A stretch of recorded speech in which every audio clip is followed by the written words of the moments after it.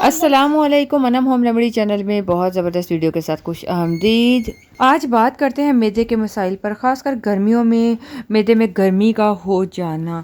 अगर आपको कब्ज़ का मसला रहता है या अगर आपको पेट में गैस बन जाती है खाना खाने के बाद, अफारपन सा हो जाता है, भारीपन हो जाता है, या अगर आपके सीने में जलन होती है, मैदे में गर्मी का हो जाना, ये तमाम मसाइल दरपेश आते हैं। तो एक तो आप पानी ज़्यादा से ज़्यादा पीजिए, ये आपके लिए बहुत बेहतरीन हल है। जितना ज़्यादा आप पानी पिएंगे उतने ज़्यादा जो टॉक्सिन्स हैं आपके जिस्म से बाहर निकलेंगे और आपका मैदा, आप खुद भी तंदुरुस्त रहेंगे। तो अब चलते हैं बहुत ज़बरदस्त रेमेडी की तरफ, जिसका अगर आप 1 कप निहार मुँह पी लेते हैं तो इंशाअल्लाह इसके इस्तेमाल से आपके मैदे के तमाम मसाइल बग़ैर दवाइयों के ठीक हो जाएंगे।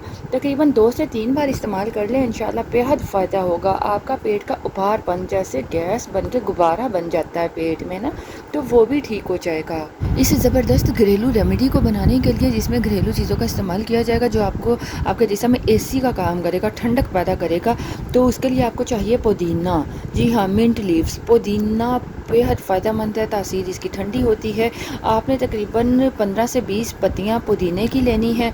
इसकी चटनी बनाकर भी इस्तेमाल की जाती है, ख़ासकर गर्मियों में, तो आप चटनी बनाकर भी इस्तेमाल करें। इसके साथ इसका जो पानी है, मैं तरीका बताती हूँ, वैसे बनाइए। दूसरी चीज़ आपको चाहिए लीमू का रस।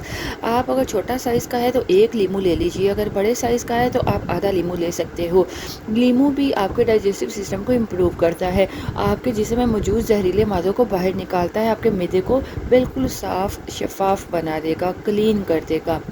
इसके अलावा आपको चाहिए अदरक। अदरक तो डाइजेस्टिव सिस्टम के लिए, मैदे के लिए बेहद फ़ायदेमंद ज़बरदस्त चीज़ है। तकरीबन 1 इंच का अदरक का टुकड़ा है, उसे छील कर छोटे छोटे पीसेस में काट लें। अब आपको करना क्या है, ये समात फरमाइए। आप तकरीबन 1 चम्मच ले लीजिए सौंफ, फिनल सीड्स।